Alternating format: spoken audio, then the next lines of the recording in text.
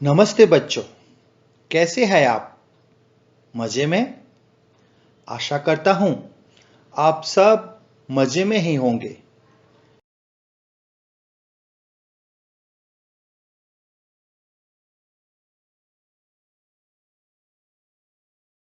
मैं कासिम कुंभार श्री अंजार नगर प्राथमिक शिक्षण समिति संचालित पाठशाला नंबर 17 में बच्चों को हिंदी पढ़ाता हूं।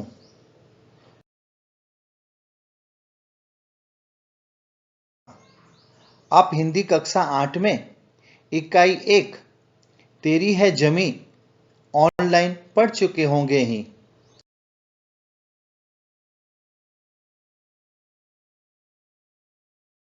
और इस इकाई तेरी है जमी के पीछे जो भाषा सज्जता दी गई है, मैं आज आपको भाषा सज्जता में उपसर्ग के बारे में सिखाऊंगा।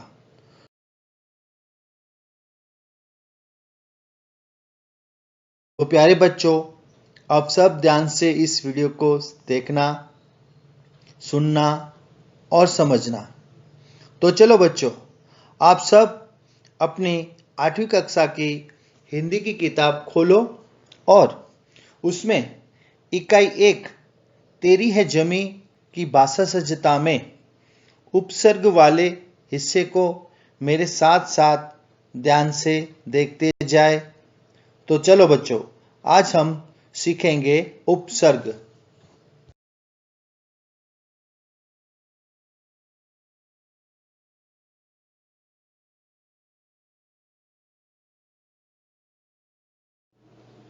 बच्चों, आप देख सकते हैं कि स्क्रीन पे कुछ आकृतियां बनी हुई है और उन आकृतियों में कुछ गोलाकार बने हुए हैं। आप देख सकते हैं कुछ गोलाकार पीले रंग के हैं और कुछ गोलाकार हरे रंग के हैं और उन सब गोलाकार में शब्द लिखे हुए हैं। आकृति में हम देख सकते हैं कि गुण के साथ दूर जुड़ने से होता है दुर्गुण।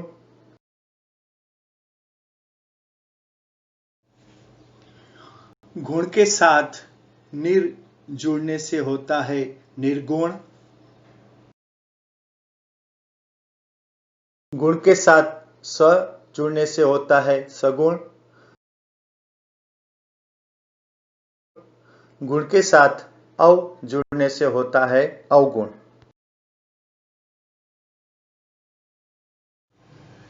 इसी प्रकार हम दूसरी आकृति में देख सकते हैं कि योग के साथ प्र जुड़ने से होता है प्रयोग। योग के साथ शम जोड़ने से होता है संयोग। योग के साथ वि जोड़ने से होता है वियोग और योग के साथ उप जोड़ने से होता है उपयोग।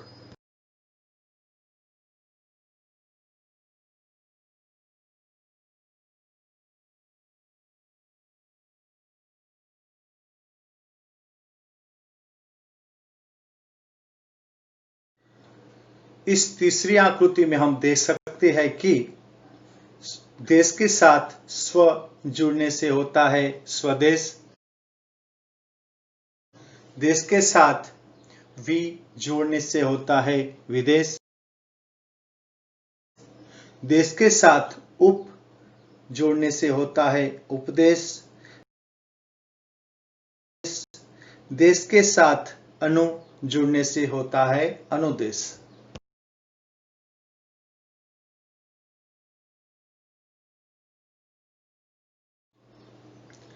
निम्नलिखित उपसर्गों को पढ़कर समझिए। पहला उपसर्ग है अ। इसका अर्थ होता है कभी नहीं या निषेध। इसका उदाहरण है अज्ञान, अगम, अमर, अछूत, अचूक। दूसरा उदाहरण है अन। इसका अर्थ है नहीं, अभाव या निषेध। इसका उदाहरण है अनपढ़, अनहोनी, अनजान, अनमोल। तीसरा उदाहरण है क, जिसका अर्थ होता है बुरा या बुरी। इसका उदाहरण है कपूत। चौथा उदाहरण है कु, जिसका अर्थ होता है बुरा या बुरी। इसका उदाहरण है कुपुत्र, कुसंग, कुकर्म, कुसमय। पांचवा उदाहरण है नि। इसका अर्थ है अभाव या नहीं। इसका उदाहरण है निकम्मा, निडर, निठल्ला, निहत्था।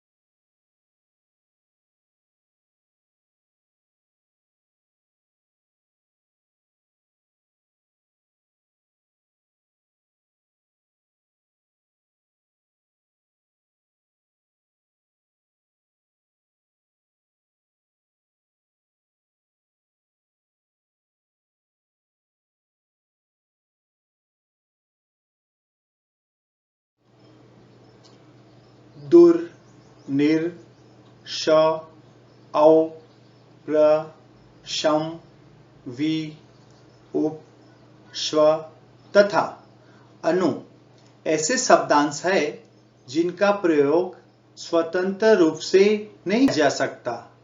इन्हें केवल शब्दों के प्रारंभ में ही जोड़ा जा सकता है। शब्द के प्रारंभ में जुड़ने से ये उनके अर्थ में परिवर्तन ला देते हैं तथा नए शब्दों का निर्माण करते हैं।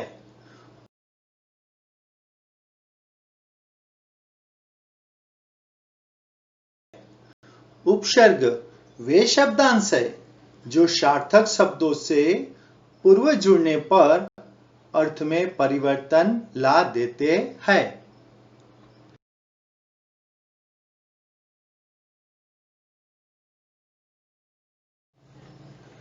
चलो बच्चों, आज हमने उपसर्ग के बारे में जानकारी ले ली है, तो अब हम स्वाध्याय की ओर आगे बढ़े।